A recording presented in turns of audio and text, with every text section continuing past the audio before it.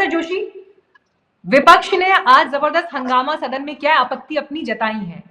अभी तो सर जब गृह मंत्री खुद ही आश्वासन दे रहे हैं कि हम बात करने के लिए तैयार हैं, आपके ऑब्जर्वेशंस को शामिल करने के लिए तैयार हैं, बहस के लिए तैयार हैं, तो फिर आप लोगों को क्यों भरोसा नहीं हो रहा है गृह मंत्री पर, उनकी बात पर? मीना, पहले तो आज हमारी जो सांसद है डिम्पल यादव जी, उन्होंने इस विषय पे अपनी राय और पार्टी की जो राय है वो स्पष्ट कर दी है। हम लोग वक्फ बिल के खिलाफ हैं। हमें लगता है कि ये मुसलमान अधिकारों में घुसते हैं और जो जेपीसी में जो बात जाती है, मैं बहुत जिम्मेदारी से कहना चाहता हूँ, उसका मतलब ये होता है कि आम सहमति बनाए। तर्क वितर्क तो संसद के अंदर होता है, लेकिन जेपीसी का जब कोई चीज जाती है, वो बिल जाता है, तो उसका मतलब है आम सहमति बनाए। लेकिन आज सरकार किस दिशा में जा रही है और इनकी नीति और नीयत क्या है? माननीय मुख्यमंत्री जी 80-20 की बात करते हैं, माननीय प्रधानमंत्री जी कहते हैं कि मुसलमान आपका मंगलसूत्र छीन लेंगे, मांस मछली की बात करते हैं। तो सरकार किस दिशा में जा रही है 140 करोड़ लोगों को पता है। ये केवल केवल एक ही राजनीति पे काम करते हैं, भारतीय जनता पार्टी का वही एजेंडा इनका चल रहा है कि केवल केवल मुस्लिम लोगों पर किसी प्रकार अटैक करा जाए।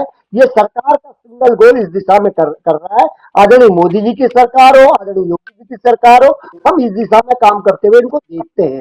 जबकि क्या होना चाहिए, वक्फ बिल को होता है, जैसे हमारे हमारे साथी ने भी बोलने का काम करा, वकील साहब ने बोलने का काम करा, इस प्रकार सिखों के लिए गुरुद्वारा प्रबंधक कमेटी है, उसका एक्ट है, उसी तहत कोई बने तो मुसलमानों को आपत्ति नहीं है। वकील साहब की भावना नहीं है, ये पूरे देश के मुसलमानों की भावना है। उस प्रकार उस दिशा में सरकार काम करे तो किसी मुसलमान को दिक्कत नहीं है।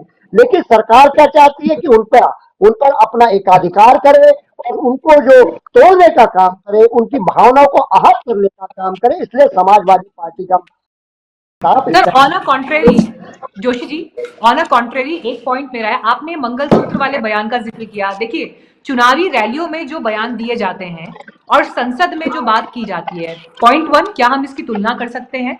पॉइंट नंबर 2, क्या सरकार की नियत में आपको डाउट है? क्या सरकार इस आधार पर काम नहीं कर रही है? मतलब एक समाज को या एक वर्ग को क्या उन्हें नुकसान पहुंचाना है? क्या आप सरकार के इकबाल पर इस हद तक डाउट कर रहे हैं कि अगर वो लेकर आ रहे हैं तो उनका इंटेंट ही ये है कि हमको मुसलमानों से सब छीन लेना है, बर्बाद कर देना है, खत्म कर देना है?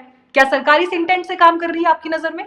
और अगर इस इंटेंट से काम कर रही है तो लोग किस लिए वोट दे रहे हैं, क्यों चुन रहे हैं फिर? आपने बहुत अच्छा विषय बताया। एक सड़क से सड़क में बयान दिया जाता है, एक सदन में बयान दिया जाता है। लेकिन जब दोनों की कंपैरेटिव लोग तुलना करते हैं तो उस तुलना से जो निचोड़ निकलता है, वो निचोड़ ये निकलता है कि सरकार की क्या दिशा है, क्या दशा है, लाइन और लेंथ क्या है। क्रिकेट की जो बॉलिंग में बोला जाता है लाइन और लेंथ, सरकार की लाइन और लेंथ शुरू से हम देख पा रहे हैं मुसलमान विरोध की है।